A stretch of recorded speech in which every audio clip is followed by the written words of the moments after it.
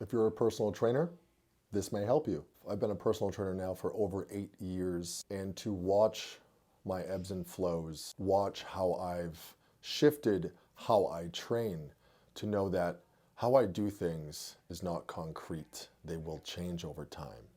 And one of the most beautiful realizations I just had recently was my ability to hold space for my clients currently supersedes drastically the amount of space I could hold for clients in the past. So clients in the past, I would judge and critique and in my head get pissed off and upset of how they do things because I was so wrapped up into, I want them to be something other than who they are. And so having that realization, being able to hold more space for clients has allowed me to have more abundance with clients. Because when I look back in the past, there's a handful of clients that I've fired and let go strictly because of my own ways, not of how they're doing things. Yes, we have standards. Yes, we have rules. Yes, we have guidelines, but those can change. And I'm open to that. Because in the past, when a client may show up late, I'd get really pissed off. But over years, starting to become more compassionate and empathetic and be a human, I realized that people have busy lives. People have a lot going on in their life. Just because Mike has a structured life that he's created doesn't mean that everyone else has that. And that's where I think as trainers we fall short sometimes on empathizing and relating to how people live their lives so we can understand them more and stop forcing things on them, who we think they should be versus allowing them to be who they are and us guide them in that direction.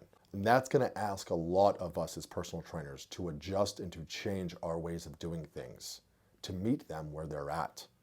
But if you can see it and allow yourself to pass through that, to push past that, it's something beautiful on the other side. And realizing that if I have clients that show up late, if I have clients that late cancel, I'm okay with that. I have systems set, so that's not a big deal. But I'm empathetic with them. It's not just okay, see you tomorrow. It's, how are you doing? Is everything okay?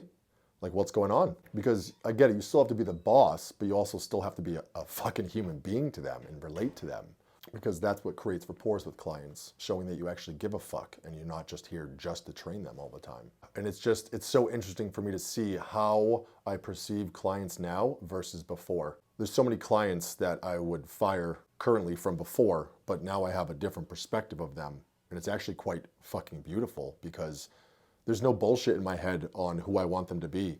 They show up late, they late cancel, they're whatever it is, I'm fine with all of it. Versus before of losing my mind, being upset. So I've learned to keep the peace with that.